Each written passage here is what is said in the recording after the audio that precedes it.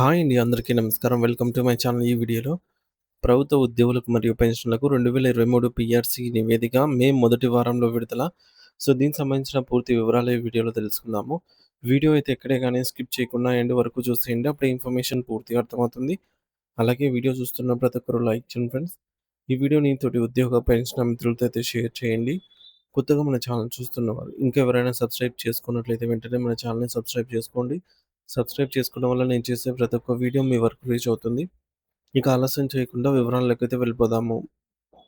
Friends, ఇక విషయానికొచ్చినట్టయితే ఆంధ్రప్రదేశ్ రాష్ట్రంలోని ప్రభుత్వ ఉద్యోగులు మరియు ఉపాధ్యాయుల వేతన సవరణకు సంబంధించి ప్రస్తుతం ఒక కీలకమైన ఉద్యమ వాతావరణం నెలకొంది. ప్రధానంగా జూన్ 2వ తేదీలోపు రాష్ట్ర ప్రభుత్వం కొత్త పీఆర్సీ నివేదికను అధికారికంగా ప్రకటించాలని ఉద్యోగ సంఘాలు డెడ్‌లైన్ విధించాయి. ఈ అంశంపై రాష్ట్రంలోని అన్ని ప్రధాన దినపత్రికలు ముఖ్యంగా వార్తలను ప్రచురించాయి. అంటే ఈ సమస్య ఎంత తీవ్రతగా ఉందో మనం అర్థం చేసుకోవచ్చు. జూన్ 2 అనేది ఒక చారిత్రాత్మక గడువుగా వారు భావిస్తూ ఉన్నారు. ఎందుకంటే అప్పటికి ప్రస్తుత వేతన ఒప్పందాలు ముగిసి చాలా కాలం అవుతుంది కాబట్టి ప్రభుత్వం వెంటనే స్పందించాలని వారు కోరుతూ ఉన్నారు. వెంటనే ముఖ్యంగా ఈనాడు దినపత్రికలో వచ్చిన కథనాన్ని మనం పరిశీలించినట్లయితే రాష్ట్ర వ్యాప్తంగా ఉద్యోగుల నిరసన జ్వాలలు ఎగసిపడుతున్నాయని స్పష్టంగా వివరించారు. ఉద్యోగ ఐకాస ఆధ్వర్యంలో రాష్ట్రంలోని అన్ని జిల్లా కేంద్రాల్లో భారీ ర్యాలీలు నిర్వహించారు. విధి నిర్వహణకు ఆటంకం కలగకుండా ఉండేందుకు కేవలం భోజన విరామ సమయంలో మాత్రమే నిరసనలు తెలుపుతూ నినాదాలు చేస్తూ తమ ఆవేదనను వినిపించారు.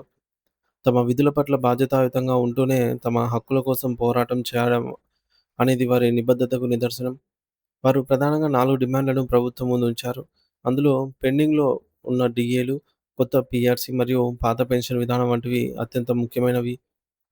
సాక్షి దినపత్రికలో అయితే ఏకంగా ఉద్యోగుల నిరసన గళం అనే శీర్షికతో ఈ వార్త ప్రచురితమైంది. అంటే ఉద్యోగుల గొంతు ఇప్పుడు ప్రభుత్వం వద్దకు బలంగా చేరుతోందని దీని అర్థం. రాష్ట్ర వ్యాప్తంగా మూలలో ఉన్న ఉద్యోగులు ఏకతాటిపైకొచ్చి తమ గళాన్ని వినిపించడం వల్ల ఈ సమస్యకు ప్రాధాన్యత పెరిగింది. మరోవైపు దిశ న్యూస్ పేపర్‌లో ఒక అడుగు ముందుకేసి ఉద్యోగులకు 51% ఫిట్‌మెంట్ ప్రకటించాలని డిమాండ్ చేస్తున్నట్లు వెల్లడించారు. ప్రస్తుతం ఉన్న ధరల పెరుగుదల మరియు గత 3 ఏళ్లుగా పెరిగిన జీవన వ్యయాన్ని దృష్టిలో ఉంచుకొని తమకు కనీసం 51% పెంపు ఉండాలని అయితే వారు బలంగా కోరుతున్నారు. ఇది కేవలం కోరిక మాత్రమే కాదు, వారి అవసరం కూడా. ఇక 'ఆంధ్రజ్యోతి' దినపత్రికలో కూడా ఉద్యోగుల సమస్యలను పరిష్కరించే పరిష్కార ఆహ్, తక్షణమే పరిష్కరించాలంటూ పెద్ద ఎత్తున వార్తలైతే వచ్చాయి. ఈ విధంగా రాష్ట్రంలోని అన్ని ప్రధాన మీడియా సంస్థలు ఈ యొక్క నిరసనను కవర్ చేయడం చూస్తుంటే క్షేత్రస్థాయిలో ఉద్యోగుల అసంతృప్తి ఎంత ఎక్కువగా ఉందో మనకు అర్థమవుతుంది. అయితే నిన్న జరిగిన నిరసన కార్యక్రమాలు కేవలం ఒక ఆరంభం మాత్రమే అని, ఇవి చాలా తక్కువని కొందరు అభిప్రాయపడుతూ ఉన్నారు. ప్రభుత్వంపై మరింత ఒత్తిడి పెంచి సానుకూల నిర్ణయం వచ్చేలాగా చేయాలంటే ఈ యొక్క ఉద్యమానికి ఇంకా ఉధృతం చేయాల్సిన అవసరం ఉందని ఉద్యోగ నేతలు భావిస్తున్నారు. ప్రభుత్వం కేవలం హామీలకు పరిమితం కాకుండా సానుభూతితో ఆలోచించి ఆచరణాత్మక నిర్ణయాలు తీసుకోవాలని అయితే వారు కోరుతూ ఉన్నారు. అసలు ఉద్యోగులు పెట్టిన ప్రధాన టార్గెట్ ఏమిటి? జూన్ 2వ తేదీలోపు పీఆర్సీ ప్రకటన రావాలి. వాస్తవానికి పీఆర్సీ ప్రకటించడం అనేది అంత సులభమైన ప్రక్రియ కాదని అందరికీ తెలుసు. కానీ కనీసం ప్రభుత్వం నియమించిన పీఆర్సీ కమిటీ ఇచ్చిన నివేదికనైనా ప్రజల ముందు ఉంచాలి. ఆ నివేదికలో ఏముంది? కమిటీ ఎంత శాతం ఫిట్‌మెంట్ రికమెండ్ చేసింది? ఇతర సౌకర్యాల గురించి నివేదికలో ఏమని రాశారు అనే విషయాలు బయటకొస్తేనే కదా ఉద్యోగ సంఘాలు వాటిని అధ్యయనం చేయగలిగేది. నివేదిక బయటకొచ్చిన తర్వాతే ప్రభుత్వంతో చర్చలు జరిపి తమకు న్యాయం జరిగేలాగా ఫైనల్ అవుట్‌పుట్ సాధించడానికి అవకాశం ఉంటుంది.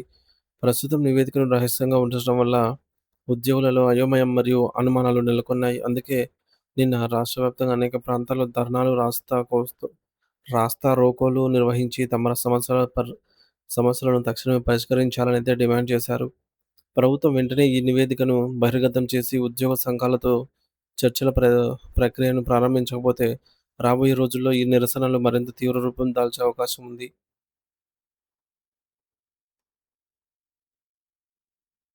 మరి ఈ మేరకు చలో విజయవాడ లేదా చలో సెక్రటేరియట్ వంటి భారీ కార్యకలాపాలకు కూడా వెనకాడబోమని ఉద్యోగ సంఘాలు హెచ్చరిస్తూ ఉన్నాయి. ఇటు ఏపీలో చూసుకున్నట్లయితే ఉద్యోగుల ఆర్థిక భద్రత మరియు ఆత్మగౌరవంతో కూడినటువంటి ఈ సమస్యలపై ప్రభుత్వం తరచుగా త్వరగా స్పందిస్తుందని అందరూ ఆశిస్తూ ఉన్నారు.